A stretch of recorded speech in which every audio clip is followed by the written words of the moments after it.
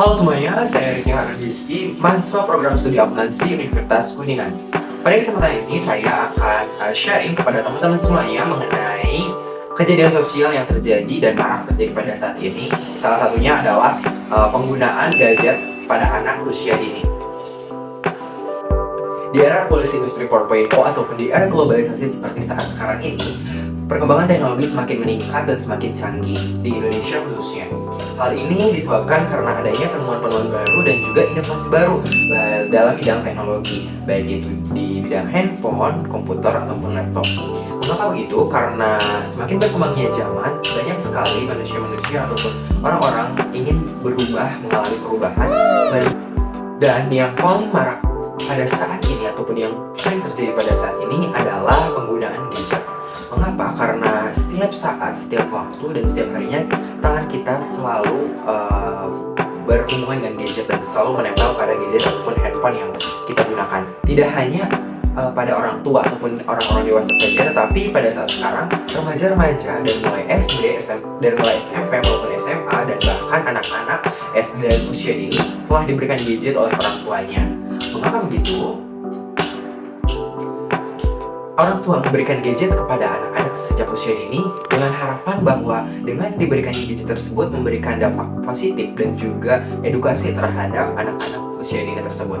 Namun, tidak menutup kemungkinan banyak sekali dampak-dampak negatif yang terjadi ketika orang tua memberikan gadget kepada anak-anak bahkan pada usia dini, teman-teman.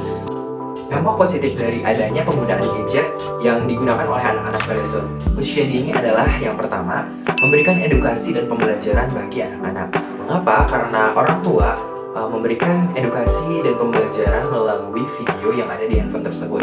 Banyak sekali referensi-referensi dari YouTube, TikTok, dan media sosial lainnya untuk anak-anak belajar. Yang kedua adalah melatih kreativitas dan imajinasi. Banyak sekali di media sosial seperti YouTube dan TikTok itu konten-konten yang kreatif sehingga anak-anak dapat melatih imajinasi mereka dan juga kreativitas mereka. Dan yang ketiga adalah keterampilan dalam teknologi. Dengan adanya teknologi tersebut, orang saat ia dewasa, anak tersebut akan tahu mengenai adanya digitalisasi, apalagi di era sekarang, di era digitalisasi ataupun revolusi industri 4.0. Namun di sisi lain ada dampak negatif yang dapat disebabkan oleh penggunaan handphone yang diberikan kepada anak-anak pada saat usia dini. Nah, salah satunya adalah kecanduan. Itu tidak baik karena anak-anak tersebut akan kecanduan dan ataupun akan ketagihan oleh handphone tersebut sehingga anak tersebut bisa melakukan berjam-jam. Yang kedua adalah keterbatasan fisik. Contohnya adalah sosialisasi kepada masyarakat ataupun kepada teman-teman lainnya dalam kehidupan itu akan berkurang karena ia akan fokus pada gadget dia masing-masing.